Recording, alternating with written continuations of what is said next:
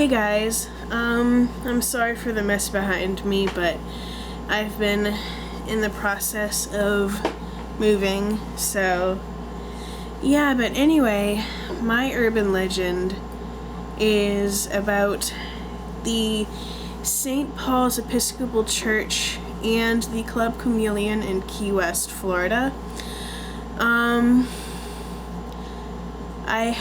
This is one of the stories that I found hasn't really been told that often, or isn't really all that well known, at least to me. It doesn't seem that way.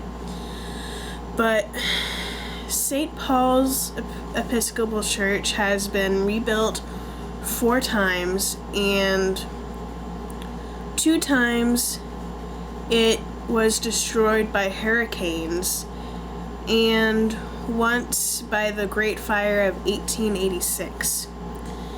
And I will post a picture of the church right here as it is now. The current building was built in 1912. With the church, there are several small buildings that are connected together that were built over a several year time span. And there is a cemetery in the back of the building where, and in the back there's a cemetery that's just always been there. It used to be like the Island Cemetery or something, but due to like the hurricanes and bodies floating away and such, they relocated a majority of the bodies to the current cemetery, which is on a bit of a higher ground, and they have a completely different system than they did initially, except for a couple of the bodies, which now, with the exception of the couple of bodies that are still there, there is now a courtyard in the back. You know, before church you can go have a cup of tea or something. So one of the ghosts that happens to haunt the courtyard is an old sea captain, and he has chased several people out of the courtyard, scaring them and such. One story that I've heard when I went on the original ghost tour in Key West, the original Key West ghost tour, link in the description to their website. The story that I heard from them was there was a homeless man that had been drinking, 300 plus bars in Key West. There's nothing really else to do other than drink. So he was drinking, and since St. Paul's is only about half a block from Duval Street, he trots on over to the church, climbs the fence, and lays on one of the benches that's like right by the building. And he's sleeping, and he gets awakened by someone whispering in his ear, "Get out."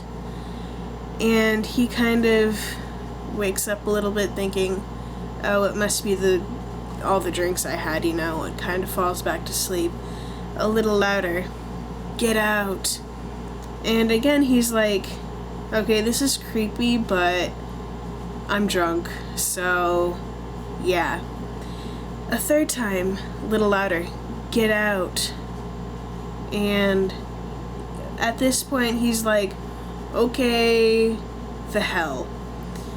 And not even like a few seconds later, something starts shaking him and yelling at him, "Get out!" And he can smell like the booze, and like the bad breath blowing on his face, and he sees this old pirate shaking him, and then the pirate, this ghost, picks him up by the back of the shirt, basically carries him to the gate, and mind you, the gate was locked when he walked in there. The gates swing open, and this ghost basically throws him out of the courtyard, and the gates close again and lock. And a cop walks up, doop doo doo doo doo, you know. And the cop was like, so, what were you doing in the courtyard and how'd you get it unlocked, kind of thing, you know? And the dude's like, tells him his story. And the cop's like, uh-huh. And just goes about his business. And the homeless man goes back to drinking because of what just happened. So that's one story, is of the lovely old sea captain that doesn't like people sleeping in his courtyard. So, and then right next door, like right across the alley, and these two things are like just down the street from the artist house. So, right next door used to be a Baptist church, which was burned down in 1886. It's said that the wife of the Reverend of St. Paul's was having an affair with the pastor of the Baptist church, which is right next door. When the Reverend found out about this, it said that he went mad and he set the Baptist church on fire with the wife still inside, and she happened to be teaching Sunday school at the time with a group of about 17 or so children. And, you know, that's kind of the. And then, many years later, Club Chameleon was erected in the place of the Baptist church. But during one of the renovations, there was so much paranormal activity going on in the building that all the workers just got up and left the building, and they refused to step foot in the building again. And now the building has been abandoned for several years now. If you go there, you can still see all the outdated permits, and all the doors and windows are covered up with sheets. And if you look in one of the windows that isn't covered up, at least I don't think it is covered up anymore, you can see a bunch of the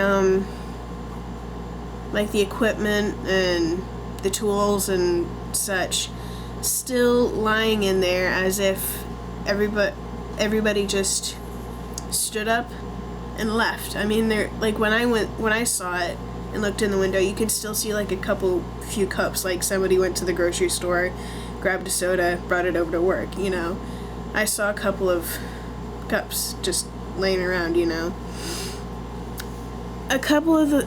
When people go there, you can see children running around, playing.